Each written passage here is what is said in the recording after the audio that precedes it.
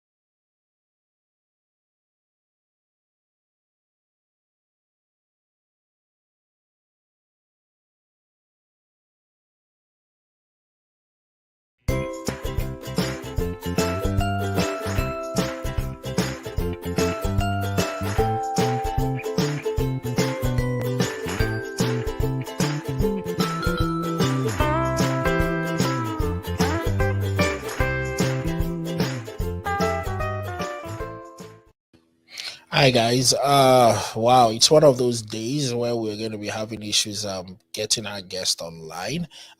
So sorry about how things is beginning to turn out today, but you know how it is. We always try our best to make sure we scale through this technical issue, but unfortunately sometimes it's just not working out. We're still trying to see if we can get our guests online. We've been about 8 minutes in now, so we just want to give him a few more minutes to see if we can get him on the show. And so that because he's got a lot of information, I know you and I want to listen to, but unfortunately, there's these technical issues that we're not able to get him online right now. He connects quite all right, but we just can't hear him. His mic for some reason it's not connecting. So we'll just give him about another few more minutes. Hopefully he will be able to come back online. As we said today, our topic is about reviving the cocoa business in Nigeria, and our guest today is meant to be Mr. Adebiyi Victor-Adebiyi, and he's a socioeconomic commentator, an agri business promoter, and he's also the owner of the Vetagor Limited, which is an Agriprenuer business as well. So he's the one who's going to be giving us information today. Hopefully, if we can get him finally online, but we'll just give him time and give him maybe another few more minutes. Hopefully, he will be able to join us. Thank you for staying tuned, and still thank you for being part of the show. You're you're so welcome for being part of our show. Thank you.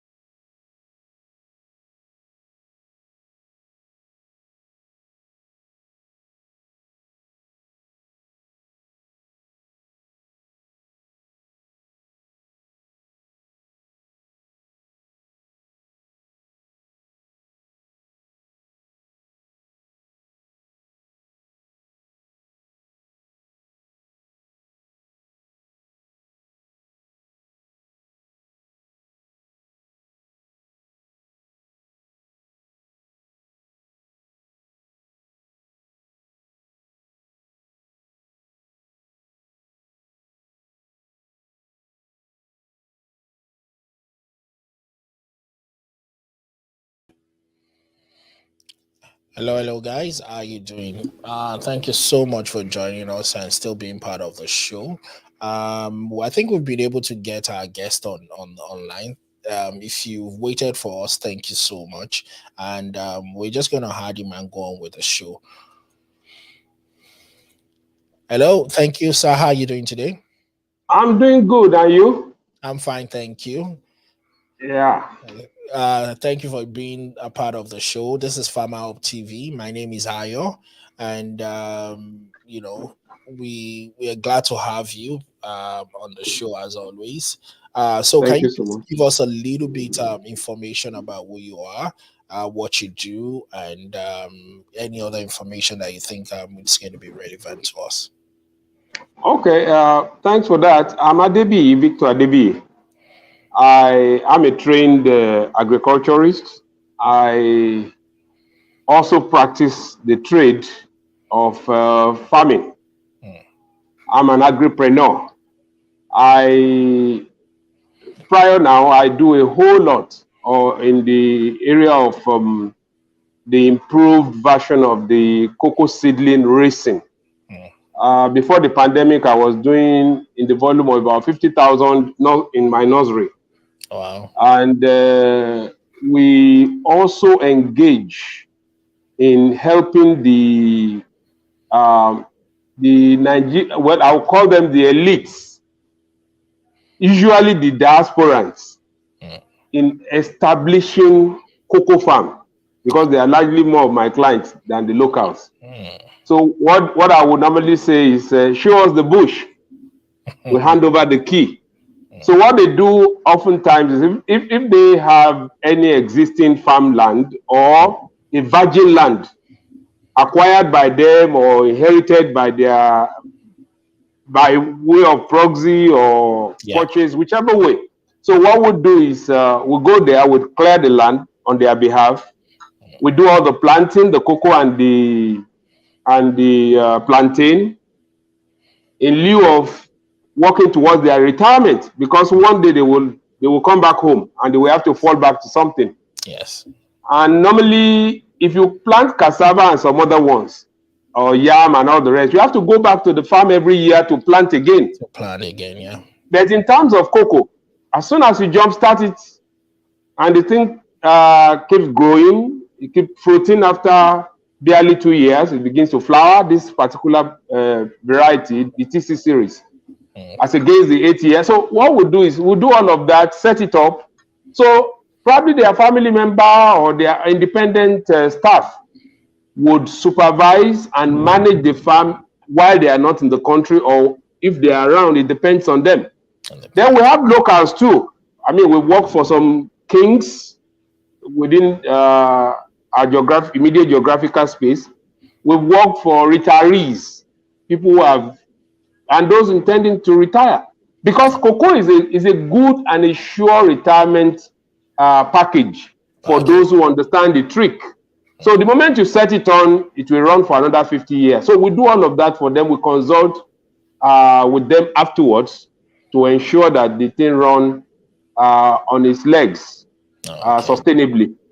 So that's what we do largely. Then we also, another arm of our business is we do a whole lot of equipment sales, agric equipment, tractor, plow, planter, ridger, tiller, and all of that. So we do sales, largely more of Tokumbo, fairly used, refurbished, and all of that. Because an average farmer today cannot afford new equipment. So we've been able to find a way around it that, look, the local, both the local and the foreign used agric equipment will be the comfortable bus stop for an average prospecting farmer or existing farmer to launch himself into some serious agribusiness. So we do that as well. So yeah, go on. So those are the things we do majorly, encouraging them, promoting it, and trying to. We also consult at some point for those who are trying to find their feet, because there's this notion about agriculture. Oh, everybody can do it, anybody can do it, but oftentimes we realize that not everybody can do everything. I mean, as a broadcaster, you can do a lot of things that I cannot do. Yes. And I can do quite a lot that you, a broadcaster, may not be able to do. That's true. Yeah. So that's where specialization and interest and skill now come into play. But we do a whole lot of advisory job, then hands-on role for our clients, both in area of field establishment for cocoa and some other version of farm crops. And we do also advise in area of mechanization and then acquisition of those machine in order to make the job easy and sustainable. All right. Thank you so much for that brief introduction. So, guys, there you have it. We have Mr. Adebiyi Victor-Adebiyi online right now. It was a little bit of technical issue getting us to connect, but here we are. We are on the show. We are so used to things like that, but it is what it is. And the show still goes on. So thank you so much for making that effort to try and connect with us. My pleasure. We have a wealth of information that we're going to be getting from you. So my first question will be, cocoa farming, is it profitable at all? More than ever before. Cocoa farming is more profitable now than even in the days of our fathers. Because some of the edges we have now were not there some 40 years ago, 30 years ago. We are more into the chocolatey generation now than ever. I could remember growing up in the 70s, nobody know anything about chocolate other than the Bonvita or the drinks. But today, chocolate is made everywhere, on cake, on ice creams, on... I won't be surprised if I see people smearing chocolate on pizza, if you allow them. That's how much of sweet mouth generation we are in today. Yeah. So chocolate sells far more, and the population is expanding and increasing by the day, and the cocoa farms are shrinking comparatively and relatively as compared to what it used to be some years back. So now the demand for cocoa is on the rise. The population is on the rise. The cocoa farming projects coming up are not matching up with the demand in the international market. And with all of that in place, it creates a whole lot of gap for freshers and existing cocoa farmers to expand and lengthen their cord and do a whole lot of exploits. But unfortunately, the downside of it, the typical African syndrome, we are not taking advantage. All we want is the free money from oil. And thank God, oil is not renewable. It's not a renewable source of revenue. It can run dry. But cocoa can never run dry. Rubber can never run dry. Neither will palm fruit run dry. Because you keep producing, you keep planting, it keeps giving you more. But in terms of oil, although where it was discovered in the 50s, today it's an abandoned well because it's dried up. They moved to some other places. So those are the areas where we are shooting ourselves in the foot, not doing the right thing at the right time in the right way. And it's so sad when you look at what has become of cocoa in this part of the world. A whole lot of politics is going on to mess it up. I mean, it's all about politics. That's the truth. The political will is not just there because, well, probably when we get to that level, we'll begin to expand more on it. Because when you talk of sustainability of cocoa in this part of the world, it's purely politics. It's not that the land is barren. It's not that cocoa is not producing. Look at the cocoa research stations. They are moribund. It's not far from me. I have my nursery within the radius of where we have the Nigerian Cocoa Research Institute. It's a trackable distance from my nursery. But I can assure you that if you go in there, you will weep for Nigeria. Nothing to show for it. It's more or less like an abandoned estate. And that used to be the powerhouse of our revenues in the days of Awolowo and the rest. Because I believe sometimes back during those days of Awolowo, we used to be a powerhouse, maybe from one to third, either one. You know, I don't know what the exact number we used to come second at some point where the arrowhead. But where are we today? We are far behind. And why those other countries they're still doing so well, Ivory Coast, Ghana, and some few others, is simply because they have no oil. Prior now, it's just recently Ghana discovered some layer of oil within their land space. But prior then, that is their life wire, so they can't afford to mess around with it. But as for us, the spoiled child called Nigeria, we just went partying with the oil money, and nobody cares.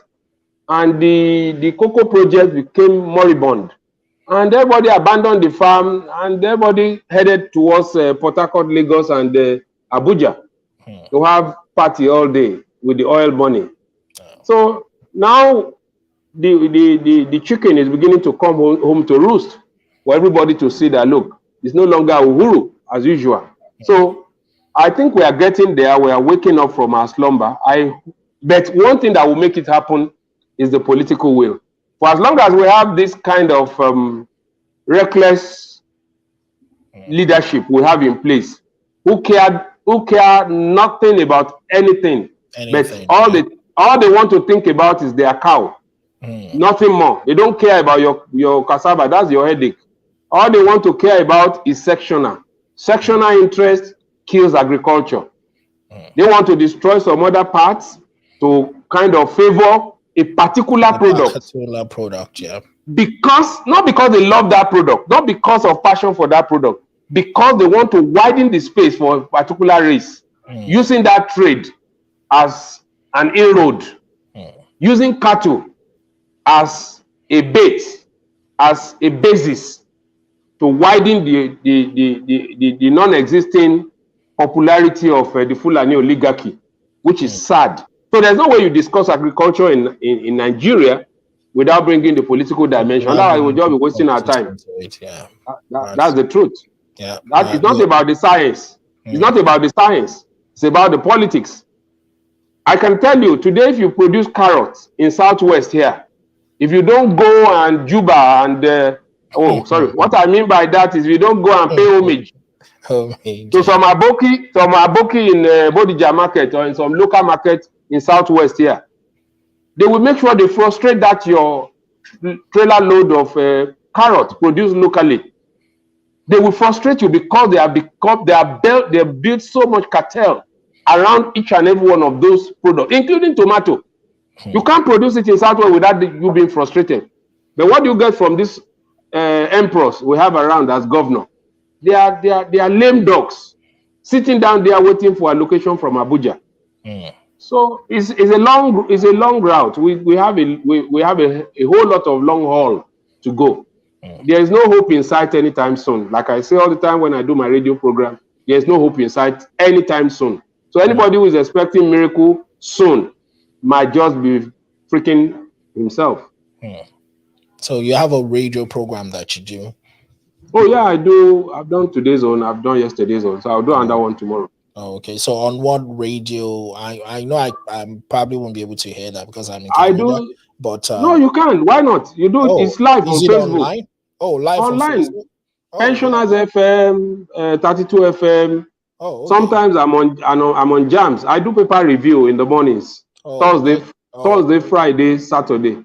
All right, there you have it, guys. Yeah. Then I do. Yeah, go on. Yeah, I also do a Greek talk show on Tuesday, whenever I'm available on Tuesday on pensioners. That's on Tuesdays, 5 to 6 on Tuesdays on pensioners 106.7. There you have it, guys. You can always listen to Mr. Adebiyi Victor-Adebiyi on radio locally back in Nigeria and also internationally as well. If you go to the Facebook on the channels that stations that he's mentioned, and you Yes. can hear him. Like I told you guys, I told you our guest today is a wealth of information and someone that knows exactly what he's doing. So if you like what we're doing, just subscribe and also share with your family and friends. So sir, my so let's now kick it off. I know you've helped you said you've consulted, or you mostly consult for people in the diaspora and everything. Yeah, the elite. Let me use the word elite. The Elites. elite, because the Okay. local farmer would tell you they don't have the capacity. So The you can capacity. understand. Yeah, I understand. A subsistent farmer won't want to go through that route because they don't Mm, have what it takes. But okay. for guys like yourself who has passion for agriculture, Mm, at the same time you are not on ground, probably you are a government official, you work in some companies, you are not around the locality where you have the land. So what you do is, okay, you know what? I want to build a house. You are a builder. Go to my village. That is the land. Give me a story building. That's what we do. So you mm, just tell us, oh, go to Aba Ojo or mm. village XYZ. This is the land. You show us the land. You just turn away. Come back after a couple of months. You will meet your cocoa and your plantain well laid out, well planted, ready to go. Like I said to them whenever I'm in the US and I'm trying to talk to some guys prior to the Corona story, Mm. I will tell them, I say, you know what? Cocoa farming and cocoa plantation establishment is one of those line of business you could do in Nigeria Yeah. that your family will rip you off. They will be happy they are ripping you off, meanwhile they are helping you They're indirectly in helping a you way. directly. Yeah. Because while you are busy in the US going about your $20 an hour or $15 an hour, Mm, they are going there to harvest those things, clean up the place, tell you that, brother, it's only 10 bags we saw, we were able to mm. harvest. So meanwhile, they harvested 15. But the day you resign from your work in the US or from the public service or from the private service and you return to that village, your cocoa will still be standing there waiting for you to harvest them after Mm. 20 years, after 10 Oh, years, after 15 years. despite them, That's why not they rip looking. off. Mm. Wow. So it's like Yoruba will say, ẹni tó dáni lóró ó fagbára kọ́ ni. When you inflict pain on your houseboy, you are only Mm. training and teaching Training them. Yeah. that to train them to be able to face life in a hard way. Yeah. So Yes. they will end up being tougher than your own children that Your own you are children. pampering. Yeah. So That's sometimes cocoa business for the elites, I want to use the word the elites carefully. mm. It could be for everybody, but for those who have the resources, because it's not anything too out of this world. I could remember somebody might say, that's a lot of, no, it's not.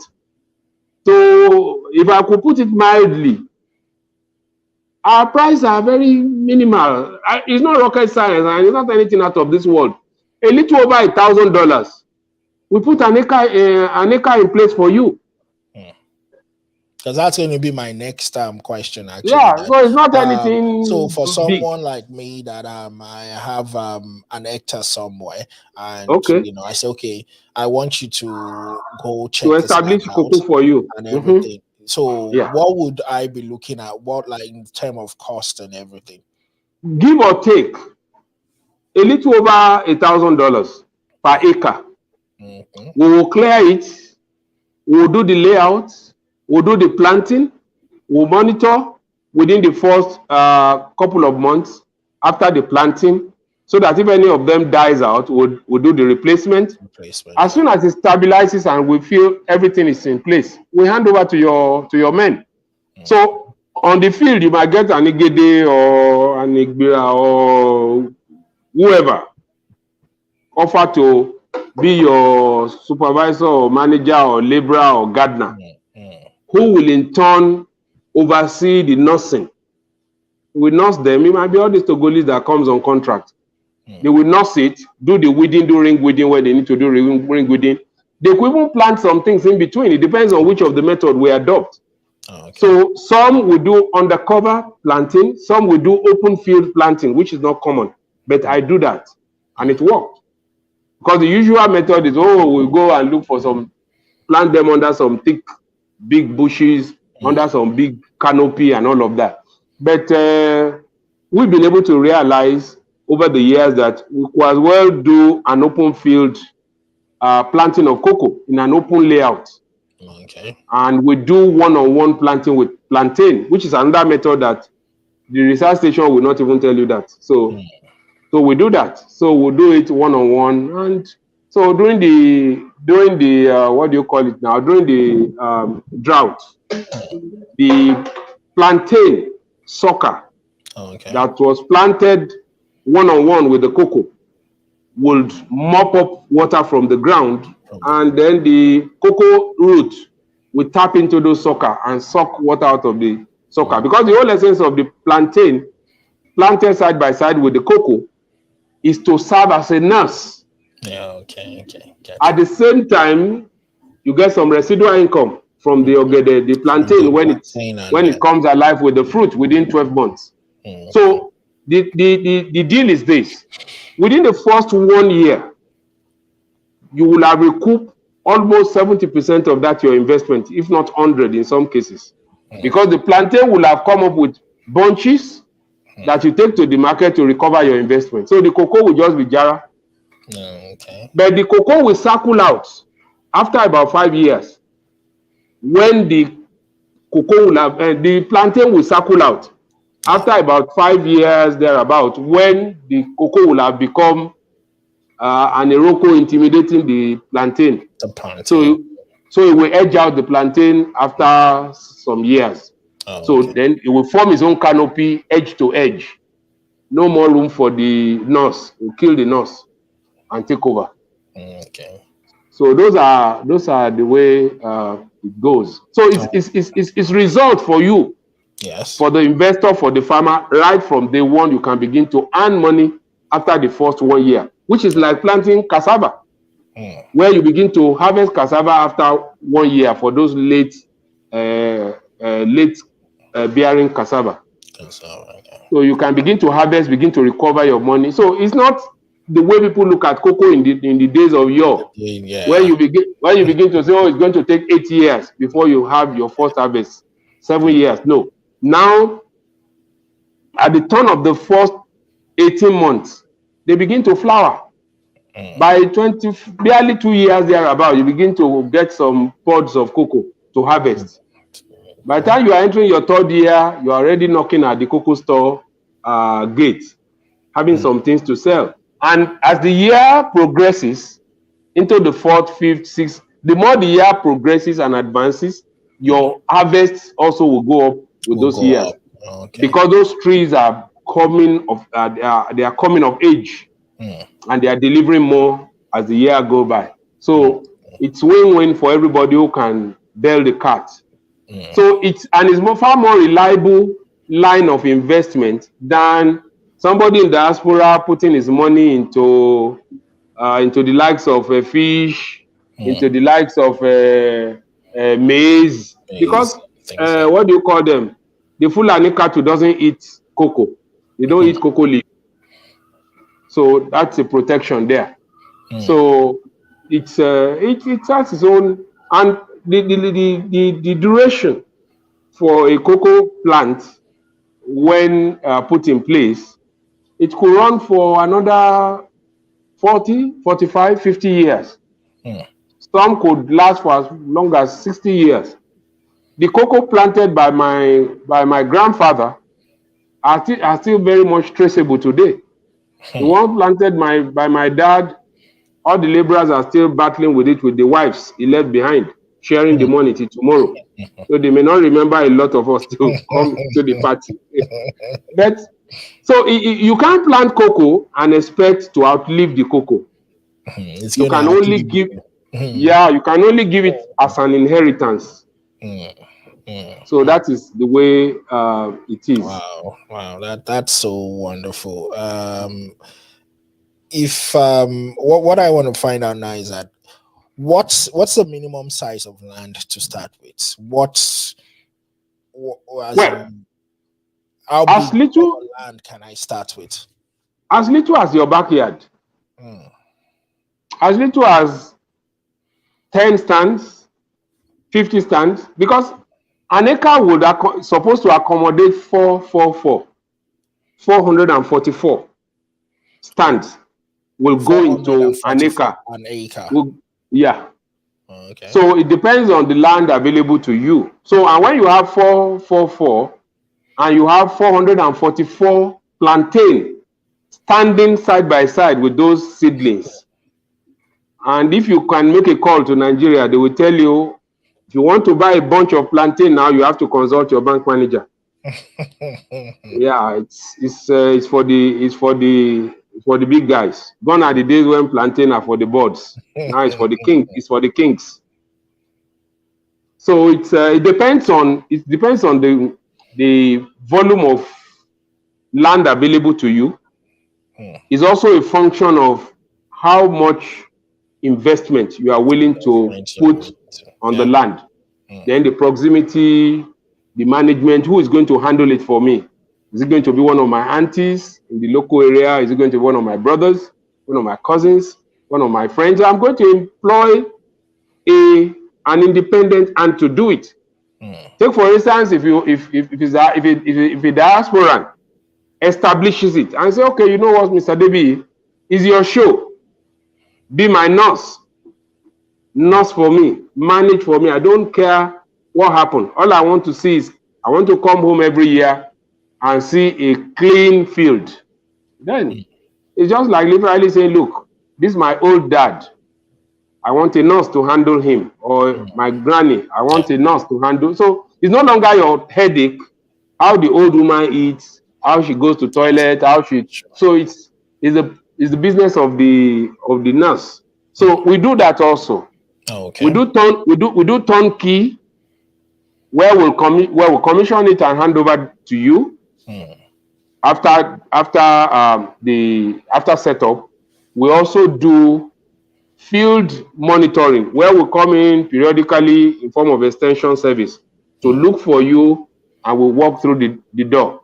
We could also be on-site manager for as long as you feel you want us there.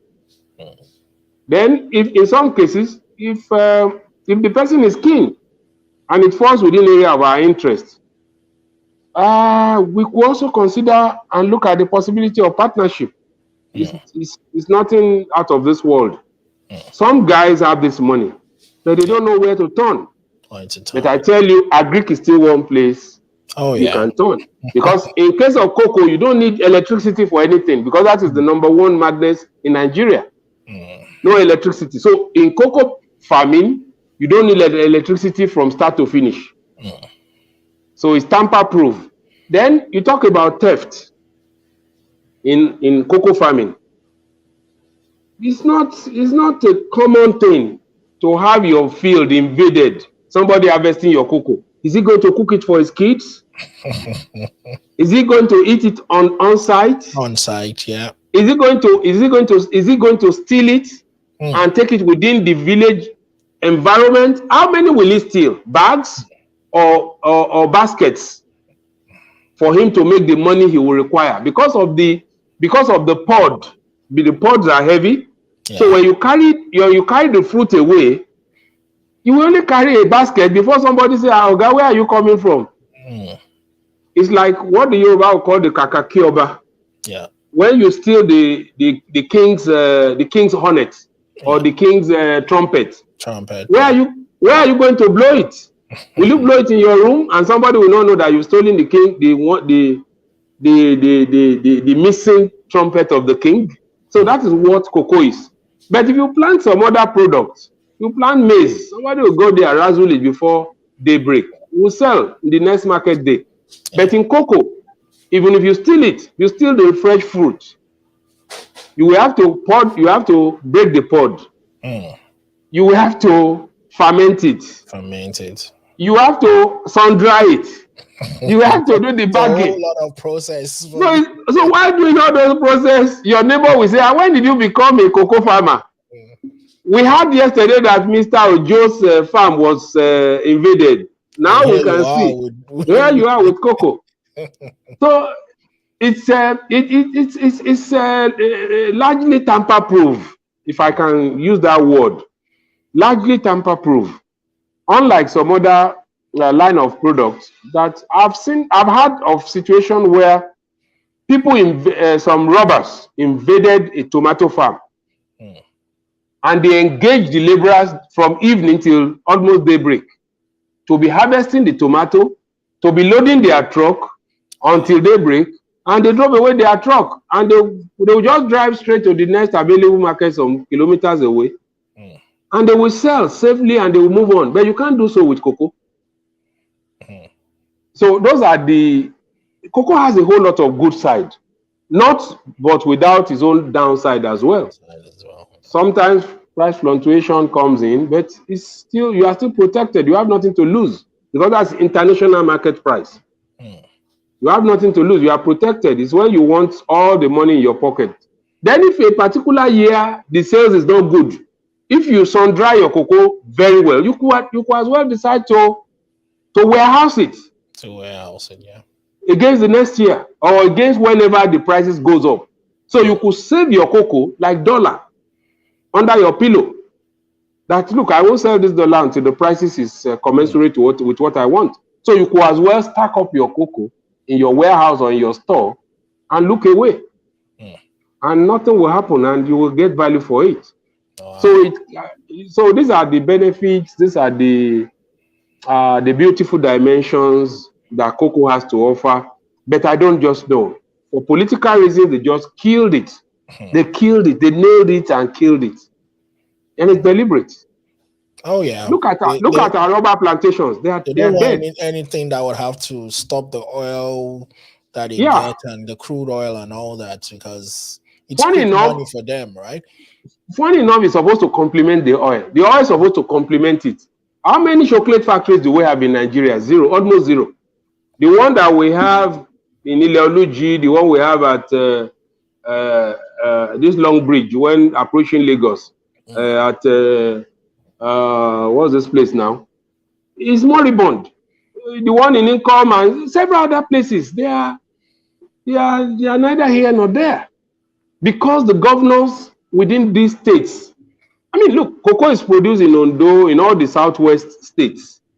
They do well. Up to the fringes of Ogbomoso, cocoa will still do well. Then you go down all the way towards Ofad, down towards Ikom, all the way to Umahia. Those are huge, massive tonnage are being turned out there yearly. In fact, Ikom in Cross River State is hotbed for cocoa. But ask the question, what are the governors in this state? What is the governor in Ondo State doing about cocoa revitalization? Just like you said at the opening of this program, cocoa revival. What are they doing in Ondo State? What are they doing in Oyo State? It's all English. Like the Hausas will say, Dogon Tureshi. It's all about some big English, they will tell you. You know, so they're doing, and all the youths are all over the place, wasting away, pining away with the Yahoo and the ritual killing business, because there's no better alternative provided by this political. It's really ironic that someone like Buhari would say, okay, I want to get people back into agriculture, into farming, and they still actually don't provide that environment or the way for people to actually get back into these things. So, you know, it's I just don't understand how, you know, like I always tell people, Nigeria is a different world on its own. It is different from you know, we shouldn't be in a continent. We should be a world. We should be carved out on our own, because it's foundational. It's foundational. It is. It's you see, look, this your, like I use this analogy all the time. If you obtain license to operate a radio station, there's no amount of prayer, there's no amount of fasting, there's no amount of magic you will do on air that will beam it into listeners and viewers sitting room on their TV. It will never happen. Radio will never change overnight to become television viewing stuff. It will not happen, because your license says radio license. Yes. So if you want a television license, what do? You approach the licensing agency, give them all the required prerequisites, and you are given a license to operate television station. Then people can see your faces. Nigeria was licensed to be a fraud. Way back 1914 by all these evil men from European and those places they came from. It was a fraud of convenience.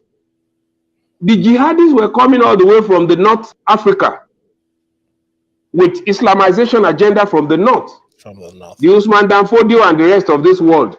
They were not coming to bring technology. They were ravaging the whole place. The down here with the lady of the British, they call us the lady of substance. That's what they call the southern Nigeria in their report to the Queen. They call southern Nigeria the lady of resource. They were ravaging it, cutting away slaves, cutting away palm oil, cutting away all catables. And they soon realized that the jihadis were coming down south from the north. And the jihadis too are also preparing to give them a showdown as they are moving up towards the upper part of the country, towards the north. And the British quickly say, you know what?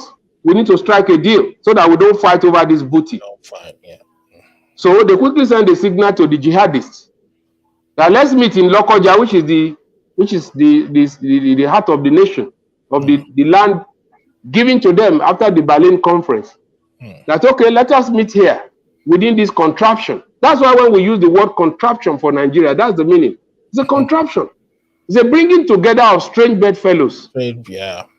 So they now met at that center and offered to strike a deal. That look, you jihadists, take to your north.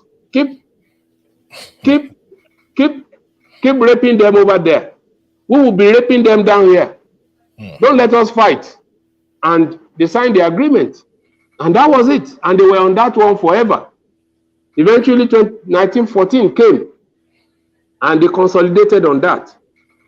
And that brought about what we call Nigeria today. And the rest is history. And when 1960 came, the same people from the north said, look, we are not ready for any independence. We don't have what it takes. We can't run a nation. We don't have the capacity. While Awolowo and Azikiwe and the Red Nehru were so impatient, they are ready to go like yesterday. They are tired of the servitude because they have acquired all the education. They've acquired all the skill in nation building. They were ready to run. So the Onyibo said, you know what? These people, the agitation is too much. Let's put the willing and the unwilling together. And they brought the unwilling with the willing. And when they were going to leave in 1960, prior then, with all the Mafasin Constitution and all the other, all those constitutions the British put together haphazardly at some point, they made sure that the Hausas that were not willing, the Fulani oligarchy that were given the control. And that became a nightmare. And that became the contraption. It became the anomaly we are faced with today, where you ask an illiterate to lead the literate, where you ask the unskilled to lord it over the skilled, and you want that nation to run where? Which country ever ran anywhere with such anomaly? So these are the issues that has trickled down over the years that has messed up the agri sector. Yeah. That is why today, I don't know if you remember before you left Nigeria, the tomato your mommy used to cook for you were not this type of tomato we eat today. They are those round ones they have rough edges. They look like pumpkin. Pumpkins, yeah. Yeah, they look like pumpkins. So those are the kind of tomato we were fed with when we were younger. Today you can't see any of those things in our market. All you see now is Hausa tomato. They call it everywhere.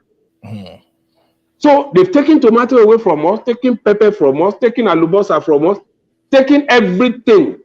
Why? Because our government down here have suddenly become indolent, unproductive, no focus, no political will to do anything differently.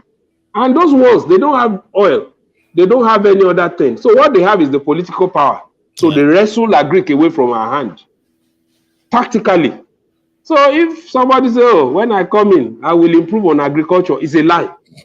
Agriculture should not be the work of the federal government. Federal government has no business controlling agriculture.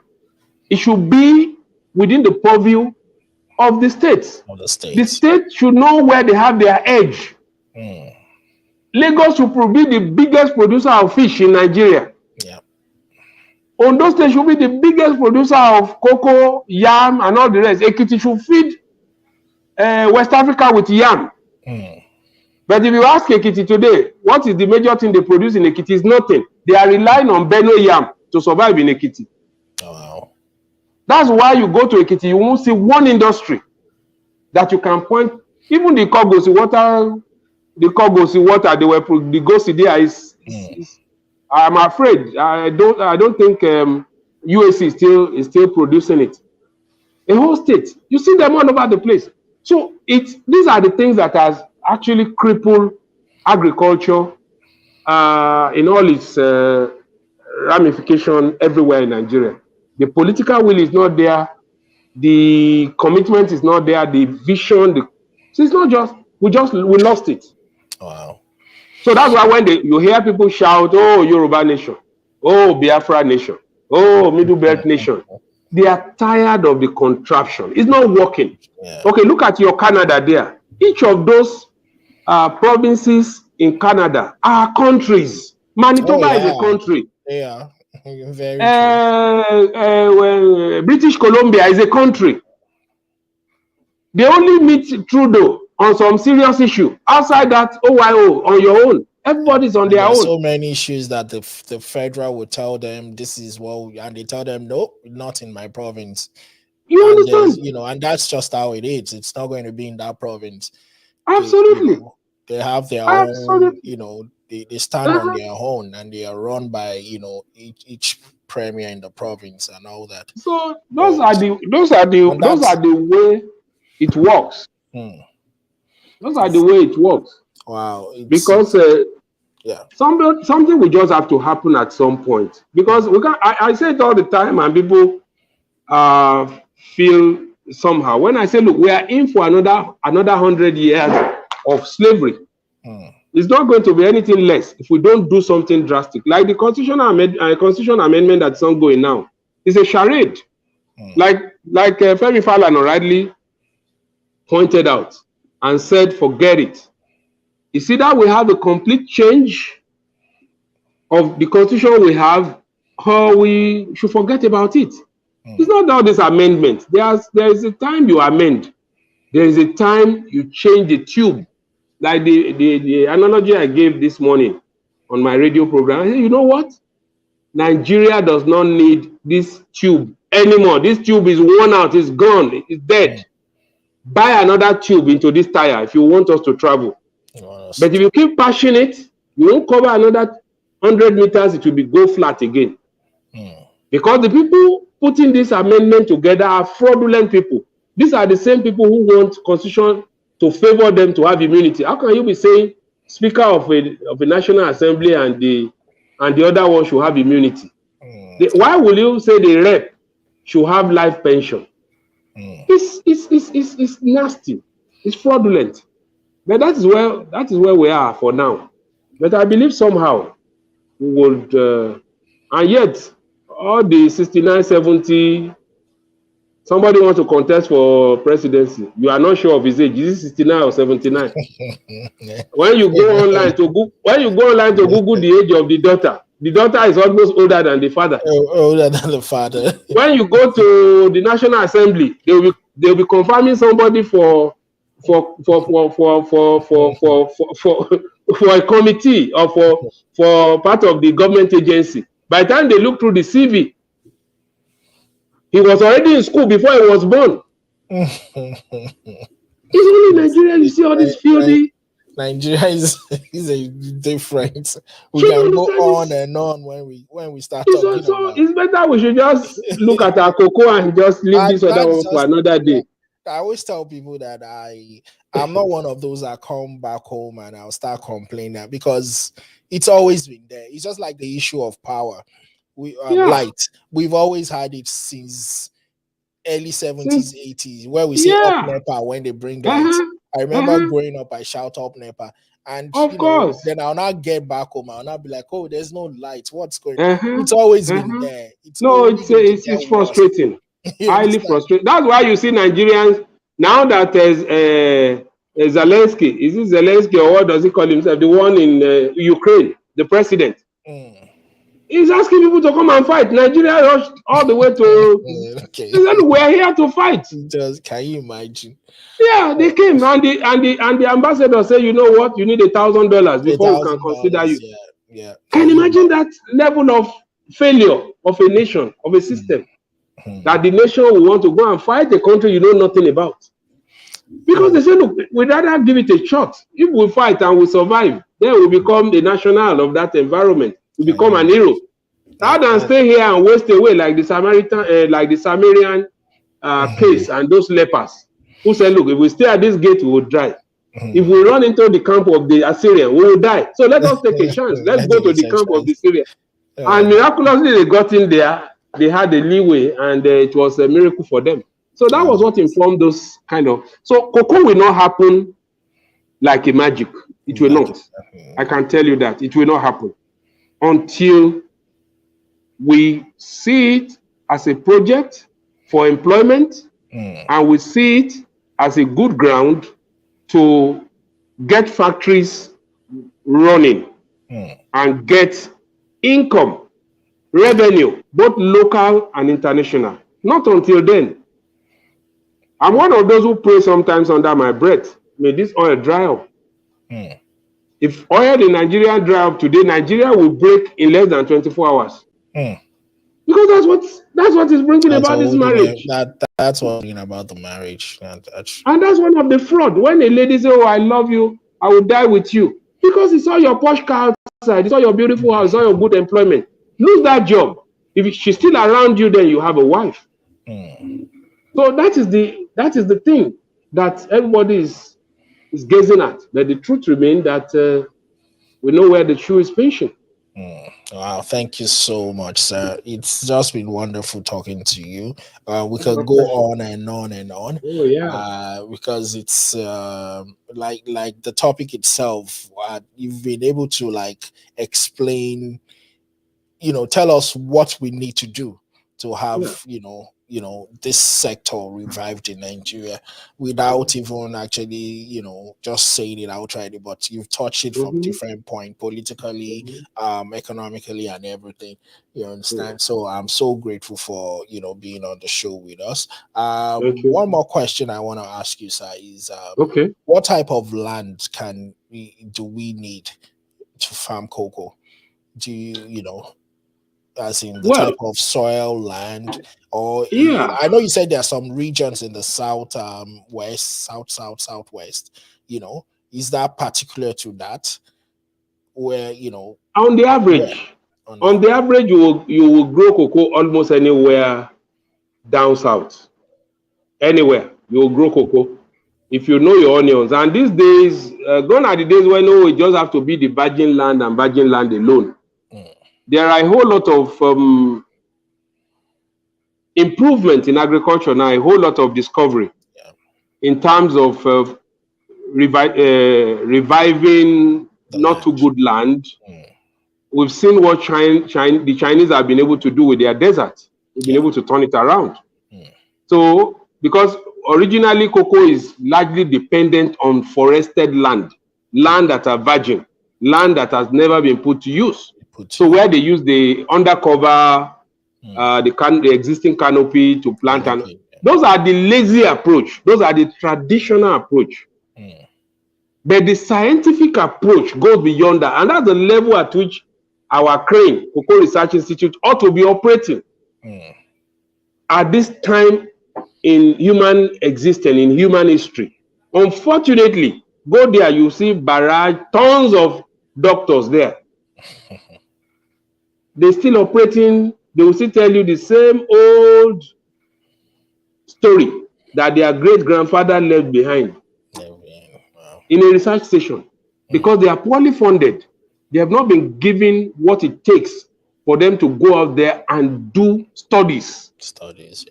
Take, for instance, some of the things I mentioned earlier. They were things I explored on my own, not because I read it in any of the literatures. you can do a whole lot with your cocoa, even on a fairly not too good land, if you know what to do. You can use a whole lot of poultry dung. You can use the pig waste. You can use a whole lot of organic materials, yeah, to revive land that is not doing too good. So it's not, but basically a virgin land will be better. But as the economy is growing, the society is expanding, population explosion. Getting virgin land might be getting a little bit difficult with the population explosion. So making do with what we have a lot of time will help in terms of studying the kind of soil we have, and where they are not good enough, you can improve on them. Take, for instance, in some parts in Europe, they use human waste to dung up their land. They put them in tanks, in this sewage tank. Sorry, is this sewage they call it now?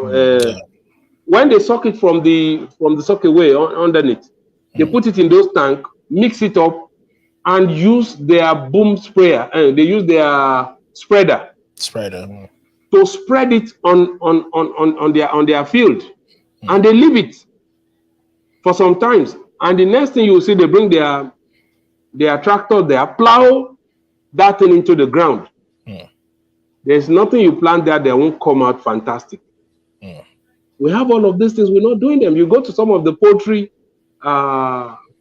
houses in Nigeria, there are a whole lot of heaps of poultry dungs wasting away. It's only when there's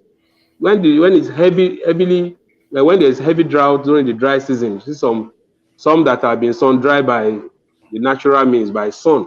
People go there, they pack them, they take them up north to dung their sandy soil, to produce the corn, to produce the maize, to produce all the things they bring down south here to sell for us.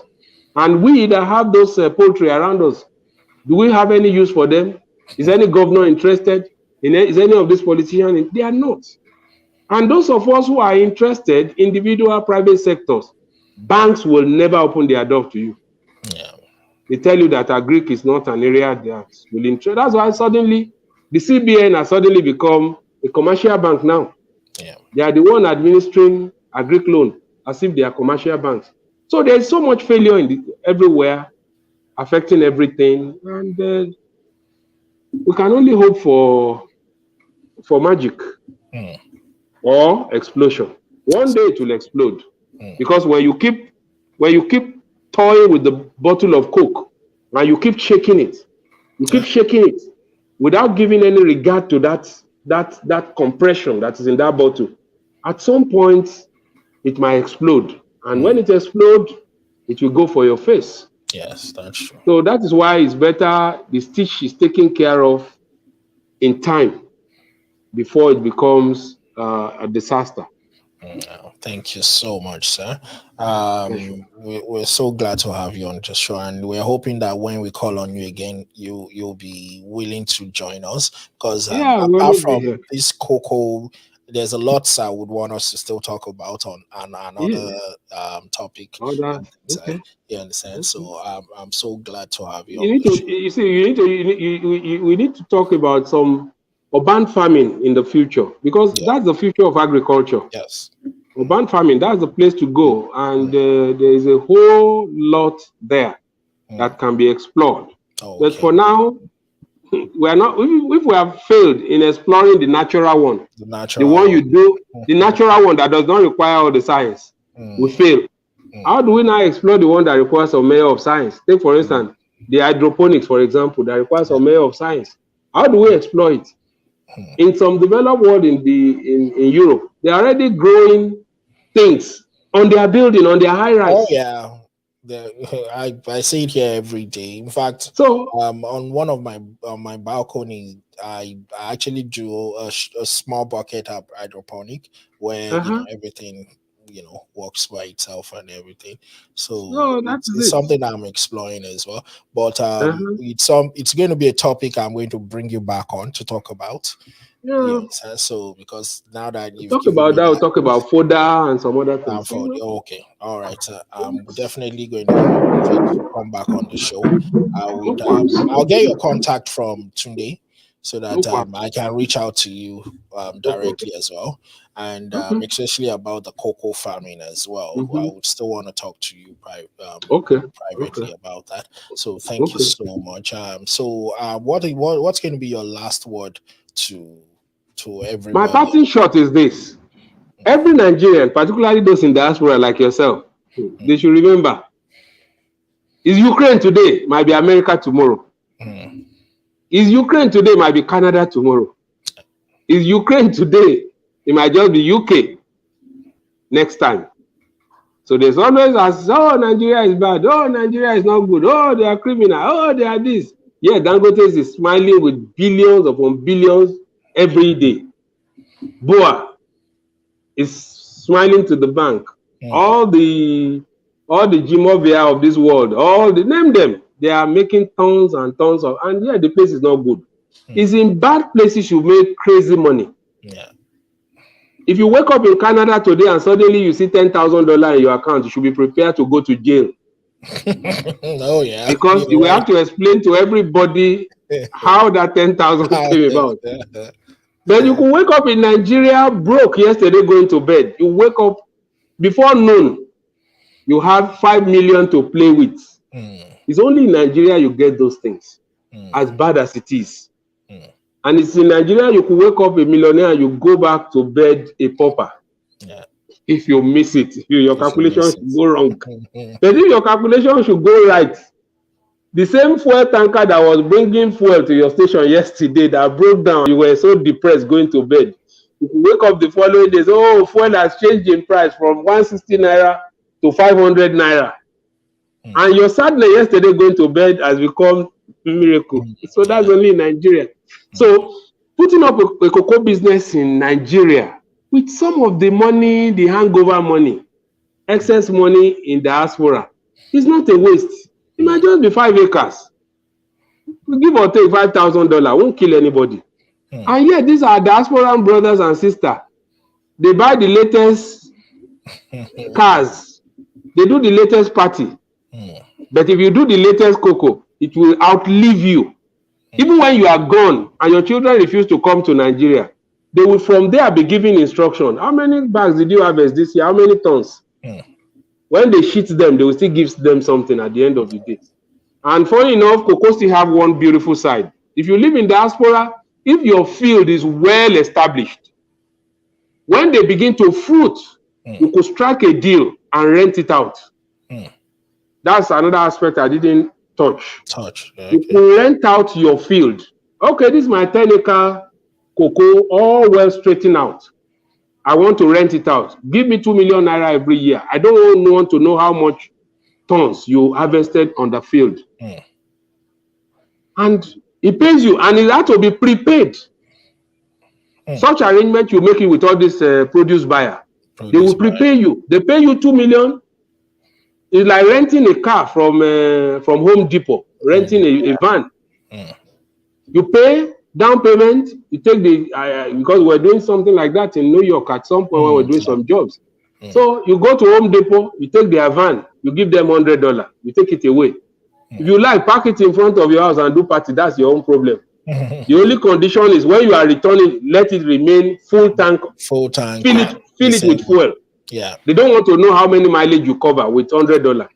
Within 24 hours, do anything you want to do with that vehicle, but return with full tank. So the same thing for this cocoa farm. You could strike a deal after establishing it a couple of years, rent it out, and then you begin to hit the jackpot and say, you know what? Every year I will come, or every 2 years, every 3 years, I'll come and inspect. The cocoa farm must be as clean the way I gave it to you. I gave it to you. So it might give you 2 million naira, it might give you whatever millions of naira depending on the volume. And when it pays you, it might go there. It has given you 2 million, it might make 5 million. That's his own luck. Yeah.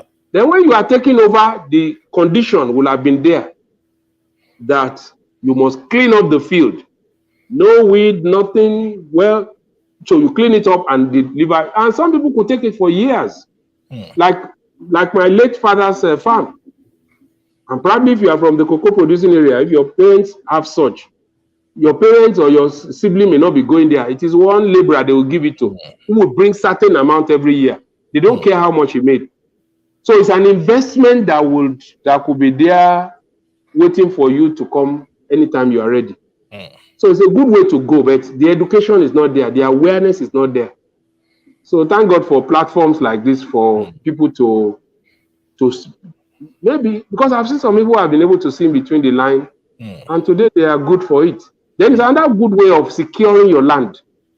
Sometimes you have some acreage of land and the place is still underdeveloped. Plant it, invest on it, put your cocoa there, nurse it. And today, you see, you don't have to come all the way from, like I tell my clients, I say, you know what, during harvest, visit Nigeria.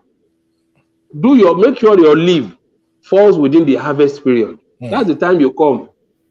And you come to Nigeria, they do harvest while you are here. Do all your proceeds, make your money and return.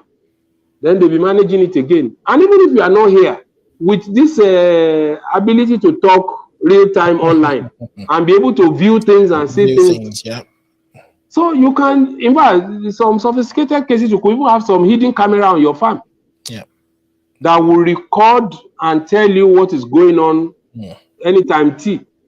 So and when you have such, you just put a small farmhouse there, put your laborer there, and the rest will be history, and you make your money. So it's a good area for people to explore, and but it takes the courageous to take advantage of it. All right, there you have it, guys. It takes the courageous to take advantage of it. The last parting word from Mr. Adebiyi Victor-Adebiyi, who has been just awesome on the show today.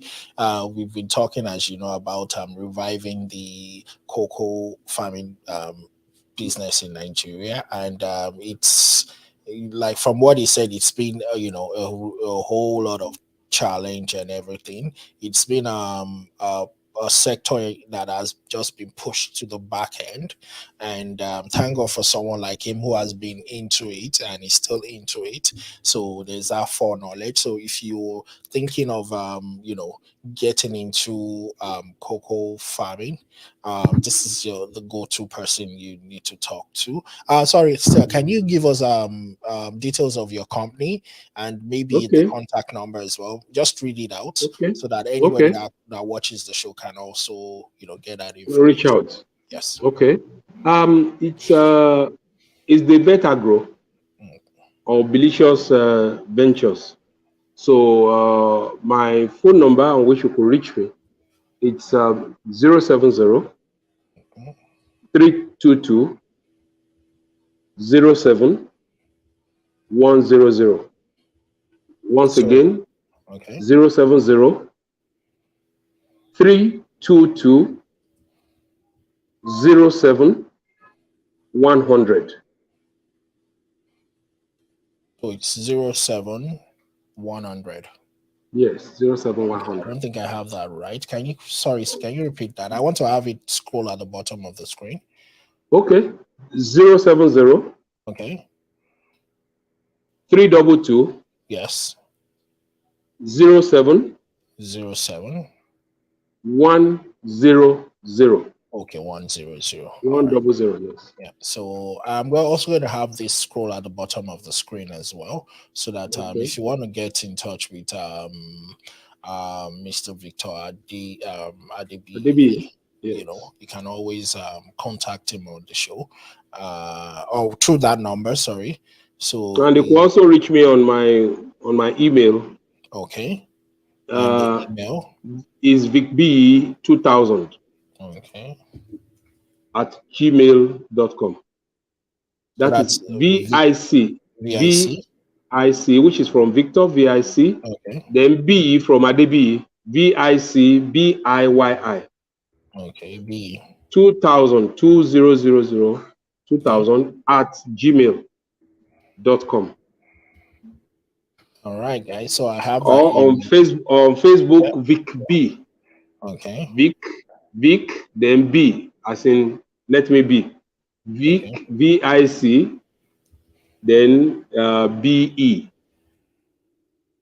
VIC, then BE. Okay. BE. Vic B. Okay. Yeah. So it's an open world. It's a land of Nigeria is a land of opportunity, Oh yeah. endless possibilities, but not without the challenges and the trouble. But they Mm. will go. Trouble Oh, comes, trouble goes. oh But yeah, we outlive them. we outlive them. That's true. Today we are outliving the Fulanis gradually. Oh yeah. Their regime, their reign will soon go into oblivion.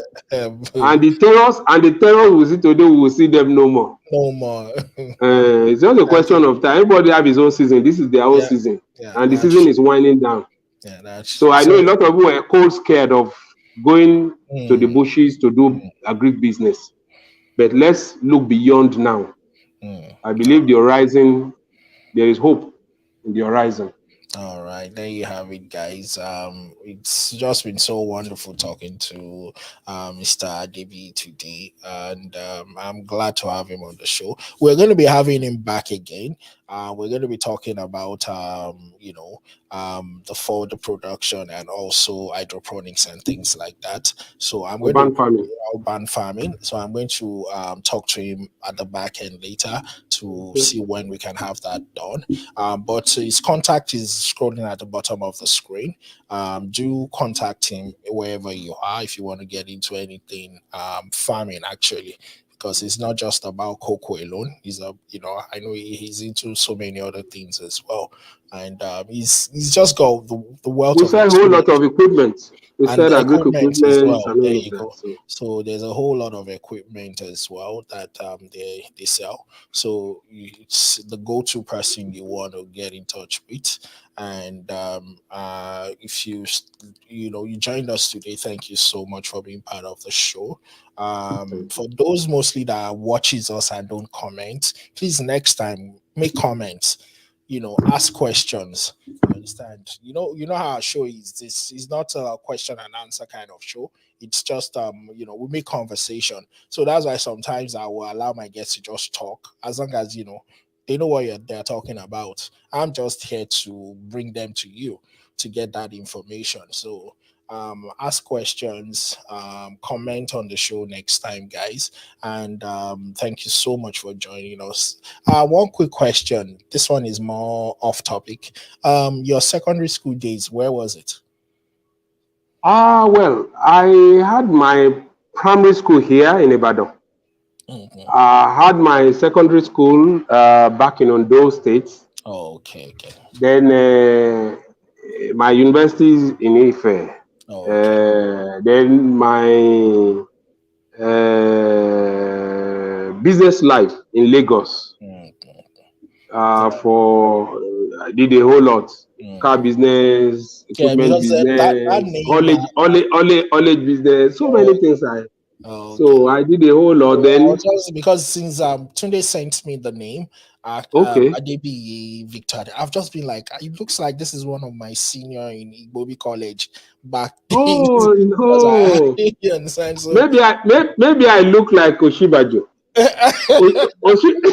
Oshibajo should be your senior definitely not. because I know Oshibajo is a product of Igbobi.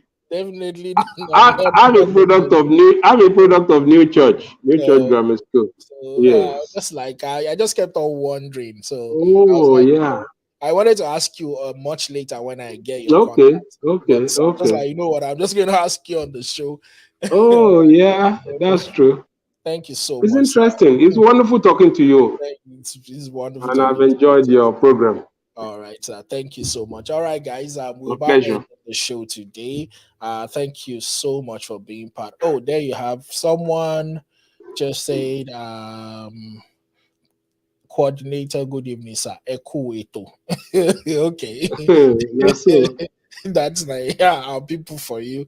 So it's always wonderful. I have some good um viewers on the show sometimes. It's always so wonderful. Uh, We might have to do a whole lot of promo on Facebook. Oh yeah. Probably sponsored adverts.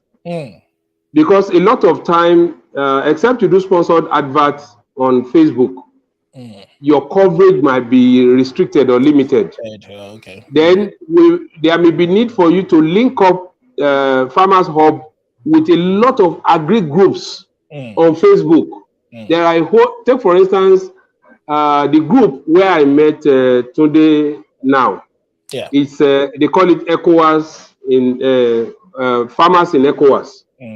And there are a whole lot of, there are plantain group, there are a rubber group, there are chicken group, there are different groups, different platforms. So your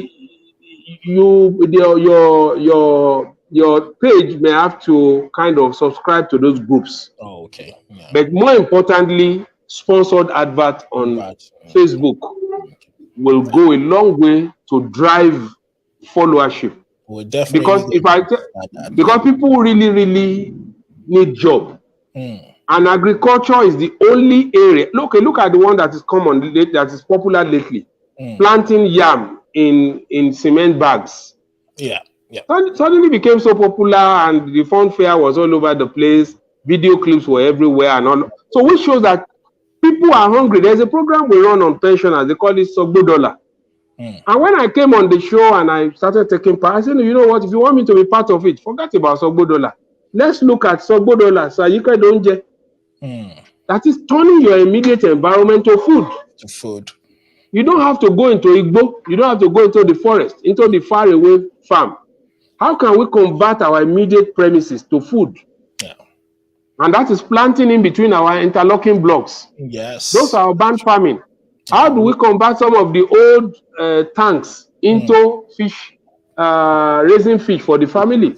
Yeah. How do we turn the water wasting away from the kitchen to wetting vegetable behind the kitchen window? So we also have a topic on our show too, where we talk about planting in small spaces.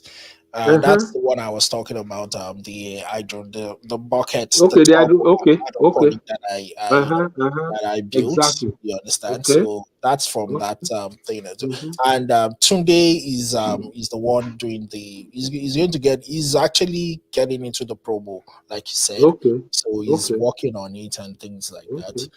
Then some of the diaspora group as well. There are a whole lot of diaspora group in the US, in UK, and in all those places that may want to explore what farming is like down here.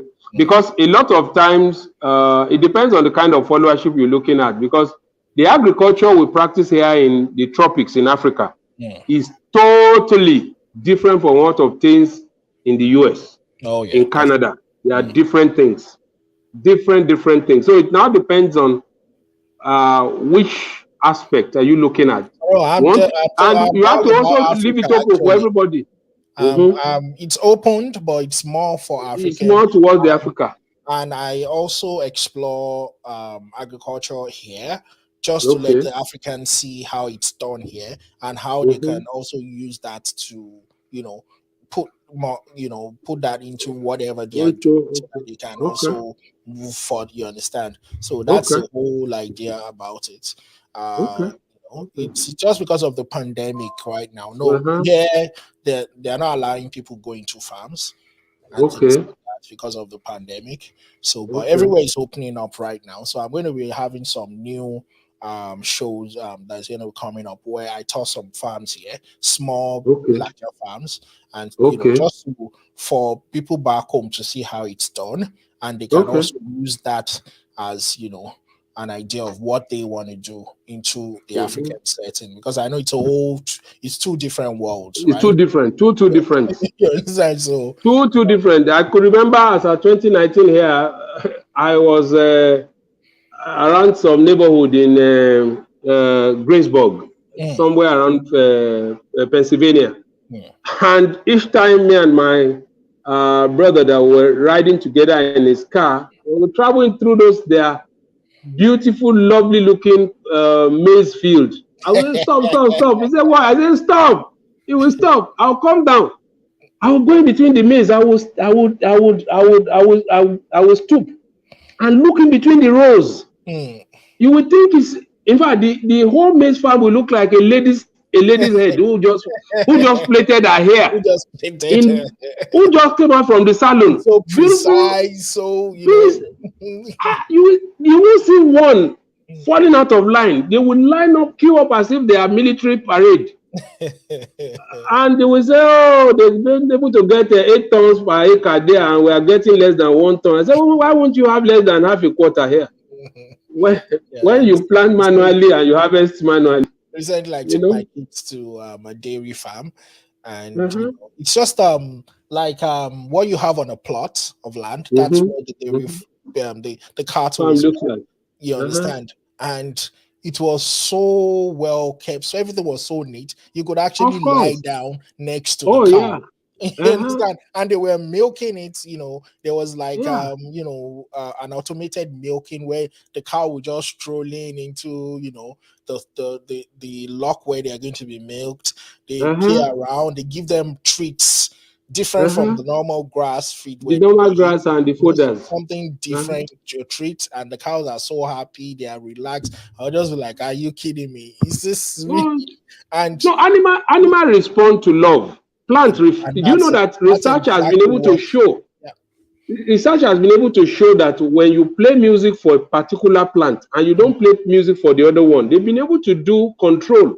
And they've been able to realize that the one that was being given music responded better, looked livelier, produced better fruit than the one that was not given music. I'm not talking of animal, I'm talking of plants. Research has been able to do that. They've been able to come out with such results. So everything will respond to care. And when you see those dairy farm looking so neat, so organized, it's mindset. It's not because they have extra labor. Labor is even more expensive, but they have a mindset. They have an orientation to make it happen here. It's orientation. It's anything goes. It's a mindset. That person whose whose dairy farm is so neat, so lovely, you could go to a sitting room and the whole place is so disorganized. That's true. Because they have set standards. When the farm inspector comes, if they see anything less than standard, they will be penalized. So that's why when people say, oh, government is everything. The society starts and ends with government. Yes, that's true. That's so, because they are the pace setter. They are going to be the one prompting what to. So it is well. All right. Thank you so very much, sir. Like I said, go on and on and on and on. Yeah, so much. So just much. going to cut it out there today. Thank you guys for joining us on the show. For those that are going to be watching us later, thank you so much for watching us. And it's me signing out, Ayo, on FarmerHUbTv. Till we join us next week again. Have a blessed day, and we'll see you again. Cheers.